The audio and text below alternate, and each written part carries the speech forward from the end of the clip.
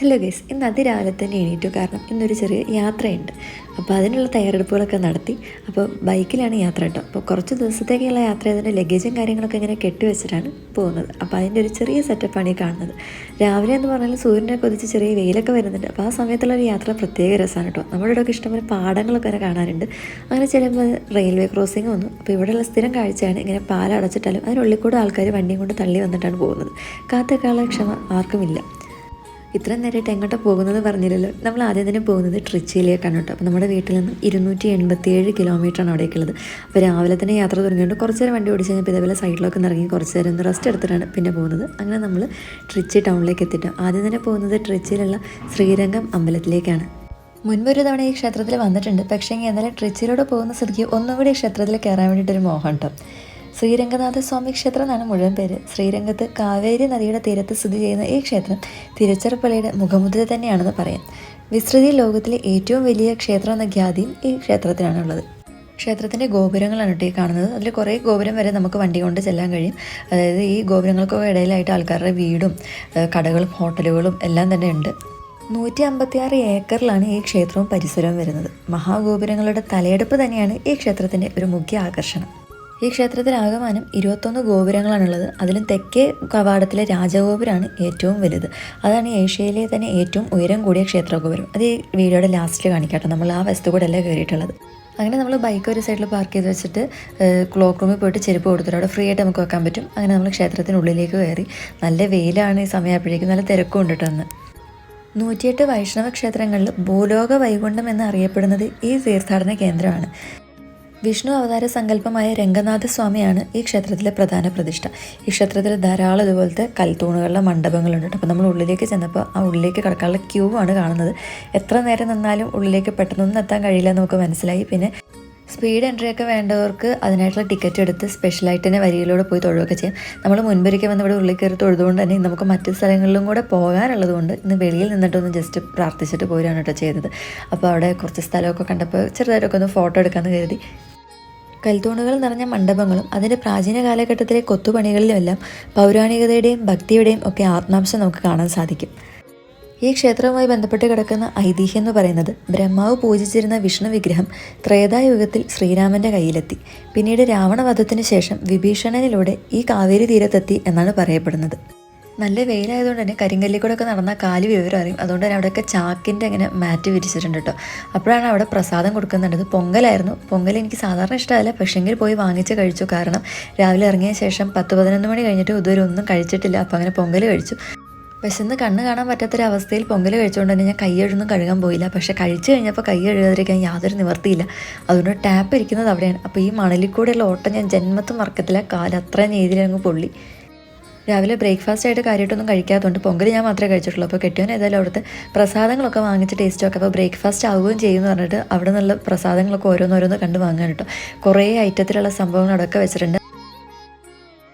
നമ്മളിപ്പോൾ ഇതിന്ന് അതിരസം, വട, ലഡു, പിന്നെ പുളിസാദം തുടങ്ങിയവയൊക്കെയാണ് കേട്ടോ വാങ്ങിച്ചത്. ഇവിടുന്ന് വാങ്ങുമ്പോൾ എന്താണെന്ന് വെച്ചിട്ടുണ്ടെങ്കിൽ ഇവിടെ ഗൂഗിൾ പേയും കാര്യങ്ങളൊന്നുമില്ല, നേരിട്ട് തന്നെ പൈസ കൊടുക്കണമായിരുന്നു.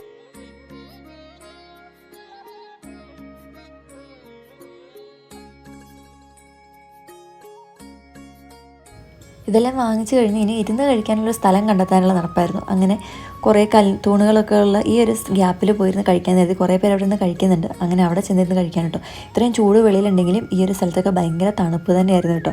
അങ്ങനെ നമ്മൾ ആദ്യം തന്നെ കഴിച്ചത് പുളിസാദമായിരുന്നു. നല്ല ടേസ്റ്റുള്ള പുളിസാദം തന്നെയായിരുന്നു കേട്ടോ. എനിക്ക് ഭയങ്കര ഇഷ്ടമായി. പിന്നെ അടുത്തതായിട്ട് നമ്മൾ മറ്റുള്ള സംഭവങ്ങളൊക്കെ ഒന്ന് അൺബോക്സിങ് നടത്താൻ തന്നെ വിചാരിച്ചു. ആദ്യം തന്നെ എടുത്തത് അതിരസമായിരുന്നു. നല്ല മധുരമുള്ള ലൈറ്റാണ് കേട്ടോ. അപ്പോൾ നമ്മളിതിങ്ങനെ ഇവിടെ ഇരിക്കുന്ന സമയത്ത് തൊട്ടപ്പുറത്തിൽ അപ്പൂപ്പനിരുന്ന് കുറേ നേരം നോക്കുന്നത്. അപ്പോൾ നമ്മൾ ആ അപ്പൂപ്പനും അതിരസമൊക്കെ കൊടുത്തു. അതിനുശേഷം കഴിച്ചു നോക്കുകയാണ്. നല്ല ടേസ്റ്റുള്ളതാണ്, നല്ല മധുരമുള്ളതാണ് സംഭവമാണ് കേട്ടോ. അതിനുശേഷം പിന്നെ എടുത്ത് നോക്കുന്നത് ലഡു ആയിരുന്നു. ലഡുവും പറയണ്ടല്ലോ, നല്ല മധുരം തന്നെയായിരുന്നു.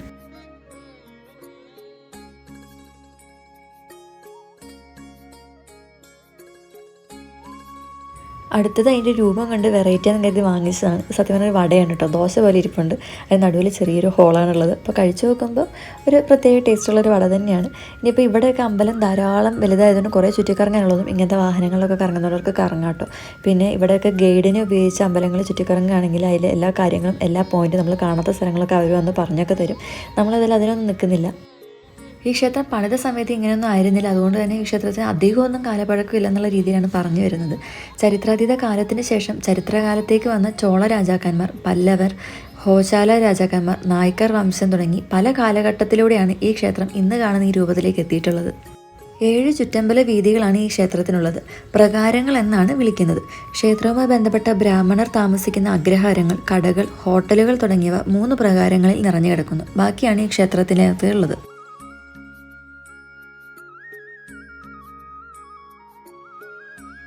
1000 തൂണുകൾ കൊണ്ട് നിർമ്മിച്ച 1000-കാൽ മണ്ഡപം ഈ ക്ഷേത്രത്തിലുണ്ട്.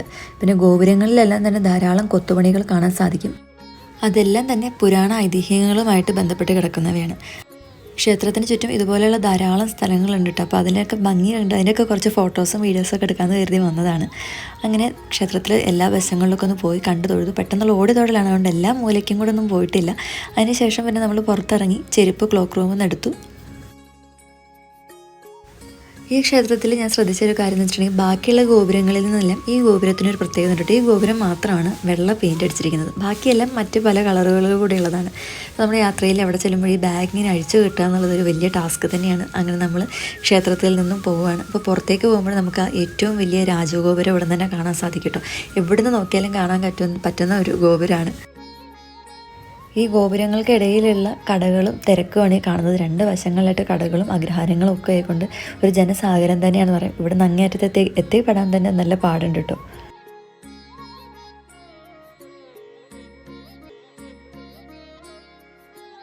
അങ്ങനെ തിരക്കിനിടയിൽ കൂടെ ഒരു വിധത്തിൽ നമ്മൾ ഇവിടെ എത്തി. ഈ കാണുന്നതാണ് പ്രധാന ഗോപുരം. രാജഗോപുരം എന്നാണ് അറിയപ്പെടുന്നത്. 236 അടി ഉയരമാണ് ഈ ഗോപുരത്തിനുള്ളത്. അപ്പോൾ അതിൻ്റെ മുന്നിൽ നിന്നൊരു ഫോട്ടോ എടുക്കാതെ പോകുന്നത് ശരിയല്ലല്ലോ. അപ്പോൾ അവിടെ ഇറങ്ങി എൻ്റെ വീഡിയോ എടുത്തുകൊണ്ടിരിക്കുകയാണ് കേട്ടോ. 21 ഗോപുരങ്ങളിൽ തെക്കേ കവാടത്തിലെ രാജഗോപുരമാണ് ഇന്ന് ഏഷ്യയിലെ ഏറ്റവും ഉയരം കൂടിയ ക്ഷേത്രഗോപുരം. അതാണ് ഇപ്പോൾ കണ്ടത്. അങ്ങനെ അവിടുന്ന് ഫോട്ടോ ഒക്കെ എടുത്ത ശേഷം നമ്മൾ നേരെ ഗോപുരത്തിന് വെളിയിലേക്ക് ഇറങ്ങി അങ്ങനെ അമ്പലത്തിന് പുറത്തേക്ക് എത്തി. ഇനി മറ്റൊരു സ്ഥലത്തേക്കാണ് പോകുന്നത്, ശ്രീവള്ളിപുത്തൂരിലേക്ക്. അപ്പോൾ അവിടേക്കുള്ള ഗൂഗിൾ മാപ്പൊക്കെ ഇട്ടിട്ടോ. പോകുന്ന വഴിക്ക് നമ്മൾ പെട്രോൾ അടിക്കാൻ പെട്രോൾ പമ്പിൽ കയറി. അപ്പോൾ അവിടുന്ന് തന്നെ കുറച്ച് വെള്ളം എടുക്കാൻ നേരത്തി. കാരണം കയ്യിലെ വെള്ളമൊക്കെ ഇച്ചിരി കുറവായിരുന്നു.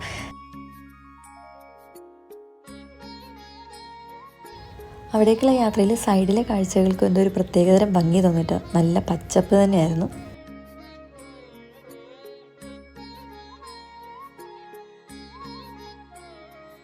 അമ്പലത്തിൽ നിന്ന് ഇറങ്ങിയപ്പോൾ തന്നെ ഉച്ചയാറായിട്ടുണ്ടായിരുന്നു. അതുകൊണ്ട് കുറച്ച് നേരമൊക്കെ ഡ്രൈവ് ചെയ്ത ശേഷം സൈഡിൽ ഇതേപോലെ ഒന്ന് റെസ്റ്റ് എടുക്കാൻ വേണ്ടി ഇരിക്കുകയാണ്. അങ്ങനെ നമ്മൾ പിന്നെ യാത്ര ചെയ്യുമ്പോഴാണ് സൈഡിൽ ഇതുപോലൊരു കാഴ്ച കണ്ടത് കേട്ടോ. എന്താണെന്ന് മനസ്സിലായതാണ് കാറ്റാടി യന്ത്രത്തിൻ്റെ ലീഫിൽ ഇത്രയും വലിയ സംഭവമാണ്. ഒരു ലീഫിൻ്റെ ആണ് ഈ വലിപ്പം കാണുന്നത്. അപ്പോൾ അവർ വണ്ടിയുടെ സൈഡാക്കി നിർത്തിയിരിക്കുകയാണ്. ഇപ്പോൾ അത് കറങ്ങുന്ന സമയത്ത് ഇതിനൊക്കെ ഇത്രയും വലിപ്പം ഉണ്ടെന്ന് വിചാരിക്കുമല്ലേ. അങ്ങനെ നമ്മൾ ഉച്ചയൊക്കെ കഴിഞ്ഞപ്പോഴത്തേക്കും ഈ ടോൾ ഗേറ്റിനടുത്തെത്തി. ഉച്ച കഴിഞ്ഞിട്ട് പ്രത്യേകിച്ചൊന്നും കഴിക്കാത്തതുകൊണ്ട് ഇവിടുന്ന് ഒരു സോഡ നാരങ്ങ വെള്ളം കുടിക്കാമെന്ന് കരുതിയിട്ടാണ് കേട്ടോ. അങ്ങനെ അത് കുടിച്ചു. ഈ ചൂടത്ത് ഇത് കുടിക്കുമ്പോൾ അത് കടന്നു പോകുന്ന വഴികളെല്ലാം തന്നെ തിരിച്ചറിയുന്നുണ്ട്. അത്രയ്ക്കൊരു സുഖമാണ് കിട്ടിയത്.